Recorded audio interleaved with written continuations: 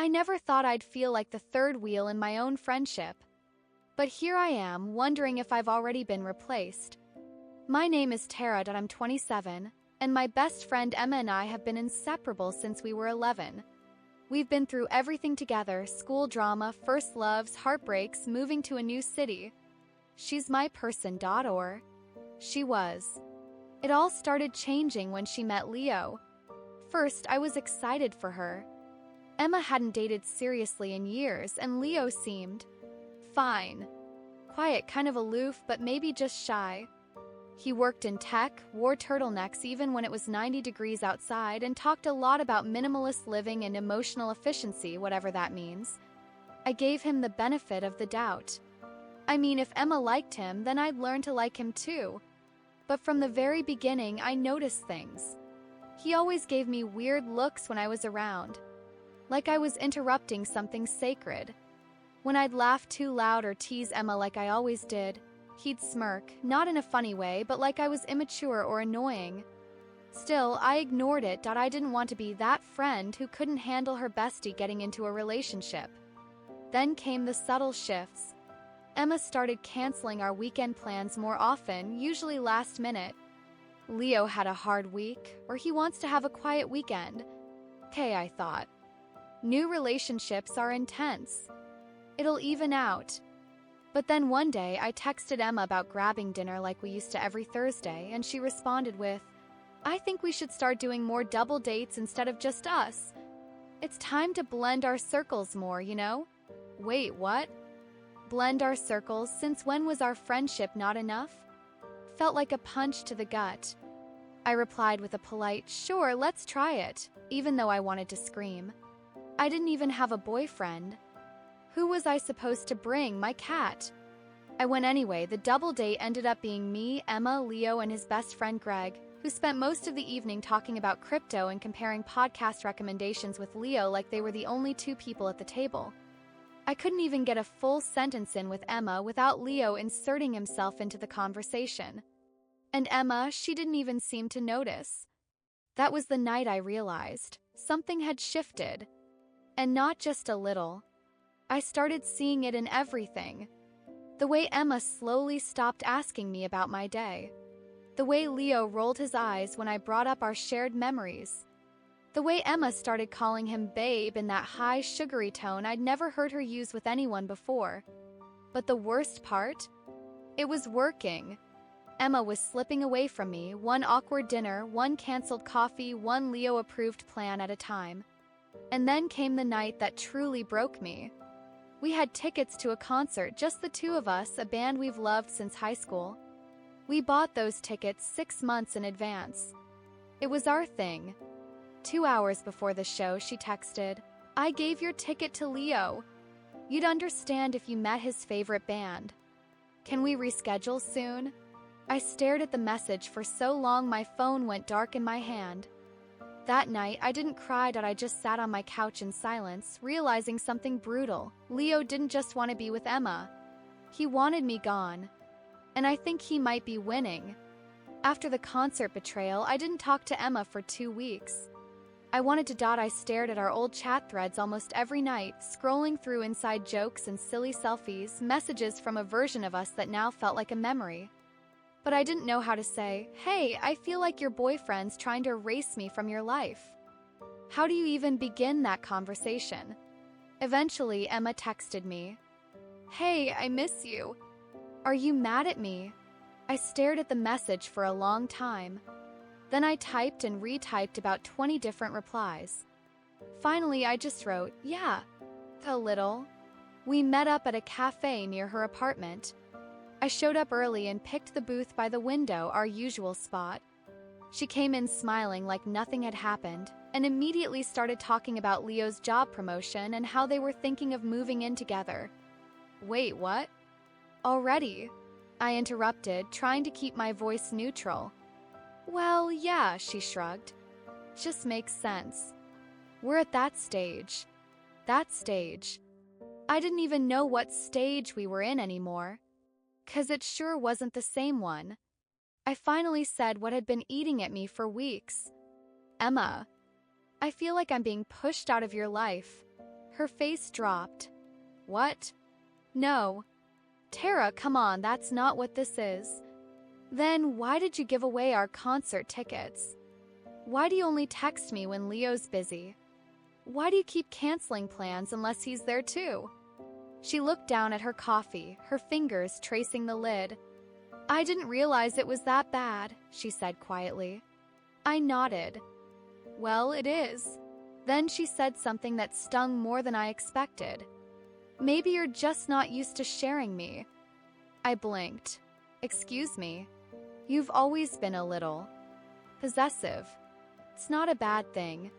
It's just I have a relationship now. I need space for that. Possessive. Like I was some jealous ex, like I didn't have the right to be upset that someone was actively trying to take my place in her life. I didn't know what to say, so I didn't say anything. I just grabbed my bag and stood up. I'm not fighting to stay in someone's life if I'm not wanted there, I said. And then I walked out. Should have felt dramatic, empowering, even. But instead, I sat in my car and cried until I couldn't see the steering wheel. Over the next few weeks, things went cold. No texts, no calls, no random memes at midnight. Emma went silent. And then, Leo texted me. Yes, Leo, from an unknown number. Hey. Just wanted to say, I think this space has been good for Emma. She's been a lot calmer lately. I hope you're doing well too.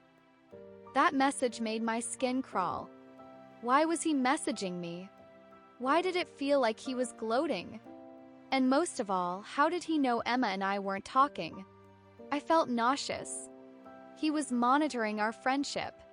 He wanted this distance. He was winning. But I wasn't going down without a fight. If Leo thought he could erase me, I was going to make sure Emma saw exactly what he was doing. I didn't reply to Leo's message. I wanted to. I wrote a whole novel in my notes app that ended with "You manipulative creep," but I never sent it. Instead, I did something I hadn't done in a long time. I reached out to someone from our old circle, Jenna. Jenna had been part of our trio in college before moving to Chicago. She and Emma drifted a bit over the years, but she and I stayed in loose contact. I remembered that Jenna had met Leo once, briefly, when she visited town last fall. She'd made a weird face at dinner but never explained it. So I texted her, "Hey, random, but what did you think of Leo when you met him?" She called me within 5 minutes. "Oh my God, finally," Jenna said as soon as I picked up. I didn't want to say anything back then, but that guy gave me control freak vibes. Like bad.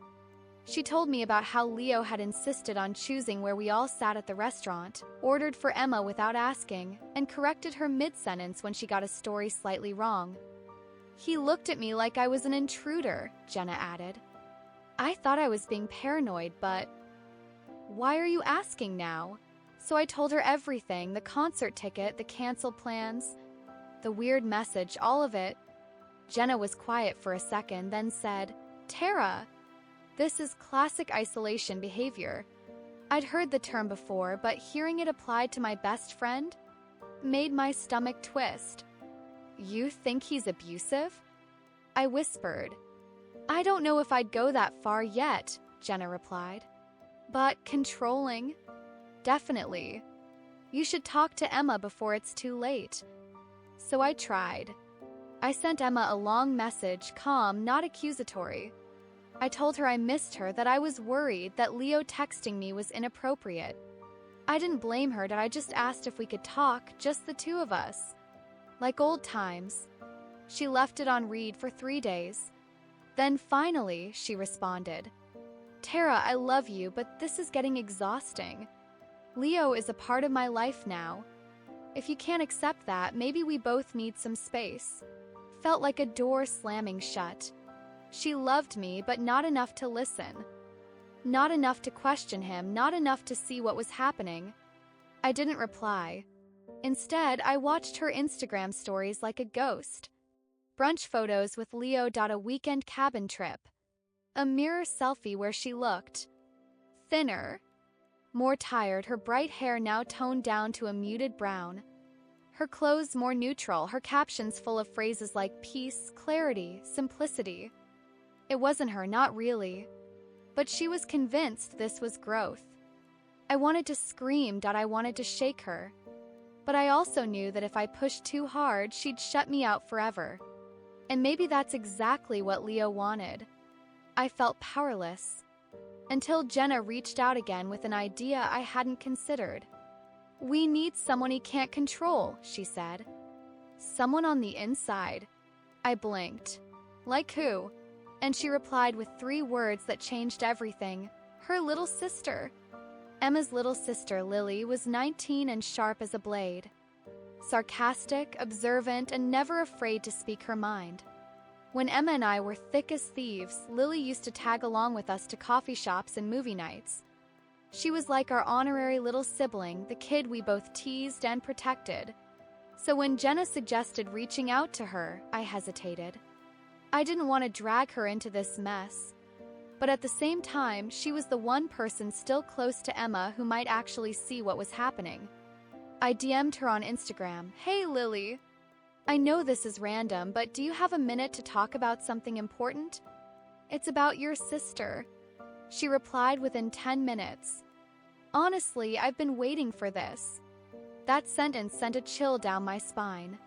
We jumped on a call that night and I got the full story, or rather, her side of it. "I don't like him," Lily said bluntly. "I haven't from day one. He's fake nice, but you can feel it's an act." She told me how Emma had started canceling family dinners, how she always brought Leo along when she did show up, and how Leo made condescending comments toward her parents about their outdated views or toxic habits, subtle enough that no one could call him out, but cold enough to create tension. And most of all, Lily had noticed how Emma changed. She used to be fire. Now she's fog. That hit hard. I told Lily about everything, the concert, the messages, the way he inserted himself into our friendship and made me look like the problem. Lily didn't even hesitate. "I'll talk to her." "No, wait," I said. "You can't go at her head on. If she thinks we're ganging up on her, she'll double down. He's probably counting on that." We spent the next hour planning something I never thought I'd have to do, a soft intervention. Lily offered to plant small seeds. Casual questions, comments that made Emma think instead of react. We agreed to check in every few days. Weeks passed. And slowly, Emma started texting me again. Just a meme, then a "remember this" photo. Then one day, "Hey, I'm sorry for how I handled things."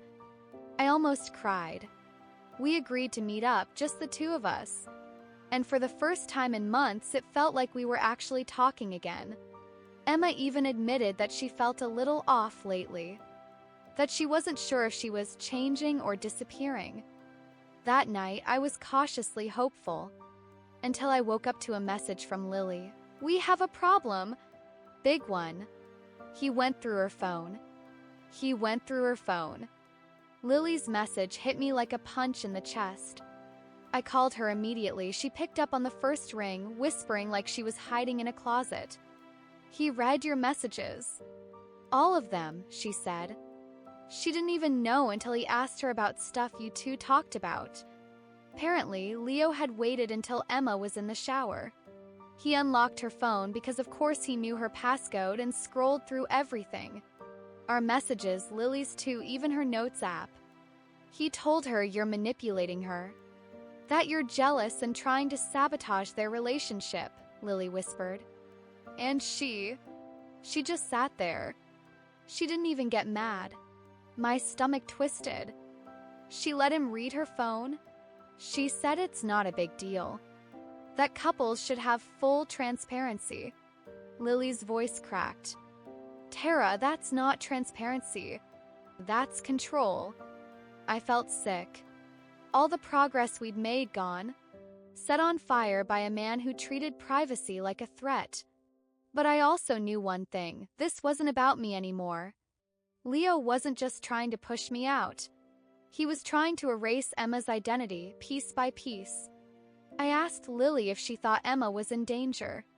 Not physically necessarily, but psychologically. emotionally. "I think she's disappearing," she said. "And I don't think she even notices." So we came up with a new plan. Not to confront Leo, that would backfire. Not to accuse Emma, she wasn't ready. Instead, we'd remind her who she was. I dug through my old hard drive and pulled together videos from our college years, wild road trips, late-night karaoke disasters, that ridiculous Halloween we went as each other. I made a short private YouTube playlist titled, "In Case You Forgot Who You Are." Then I sent it to Emma in no words, just the link. She didn't reply for 2 days. Then, I cried watching this. I held my breath. I didn't realize how much I've changed. She didn't say more that night, but I could feel something shifting. A week later, Lily texted me. She just told him she's not ready to move in yet. That was the first crack. Then she started seeing friends again. Without Leo, she texted me first. Joked like old times, sent pictures of herself with pink highlights again. "Temporary," she wrote, but it felt right. And then came the dinner. Emma invited me and Lily over to her place. Leo wasn't home. The air was light again, not perfect, but real. She laughed, really laughed, for the first time in what felt like forever. When I went to leave, she hugged me tight. Not the stiff, awkward hugs we'd had the last few months. This one felt like her. "I'm not sure what I was thinking," she whispered. I wanted to tell her everything. That Leo was a manipulator, that he was isolating her, that she almost lost everyone who truly cared. But I didn't have to, 'cause she already knew. Or, at least I thought she did. Until 2 days later, when I woke up to a voicemail from Leo. And what he said changed everything. The notification hit me just after 7 a.m. One new voicemail from Leo. My heart started racing before I even pressed play. What could he possibly have to say to me? His voice was calm, too calm, that kind of fake civility that hides a storm underneath. "Tara, this is Leo. I wanted to thank you for your involvement. It's clear you care about Emma deeply, but I think it's time you take a step back. You've been a little too present, and I think we both know that's not healthy." Pause. Emma doesn't need someone dragging her into the past. She's moving forward with me, and I won't let that be jeopardized. Click. No threats, no swearing, just a smooth, calculated attempt at intimidation dressed up as concern. Sent shivers down my spine. He knew I was back in Emma's life, and he hated it. But the bigger question wasn't why he called. It was, did Emma know he did? I forwarded the voicemail to Lily. "Play it for her," I told her. "She needs to hear it." Lily called me that night. She didn't believe it at first, she said. She thought maybe it was fake, or that he didn't mean it that way. "But then what?" I asked. She listened to it again, and again, and then she just said, "Why is he always trying to control who I talk to?" That night, Emma confronted Leo. I don't know exactly what happened, I wasn't there. But the next morning, I got a message. I asked him to leave. My eyes welled with tears. Over the next few weeks, Emma began reclaiming her space. Her wardrobe changed again, back to bright colors and bold earrings. Her laugh returned, her inside jokes with Lily came back like old songs. And she started therapy. She told me that she didn't see it at first, how slow and subtle it had been. How it wasn't about bruises or yelling, but about erosion. Of independence, of joy, of identity. "He didn't destroy me," she told me one night over dinner. He just tried to replace me with a version of me he could manage. And as for our friendship, it's not exactly what it was. Some things got cracked, but the foundation held. We still send memes at 1 a.m., still laugh at our terrible college fashion choices, still text, "Are you okay? Or do I need to show up with snacks and a shovel?" She knows now, real friends don't need to compete. And I know, real friendship can survive even a storm like Leo. And as for him, blocked. Everywhere.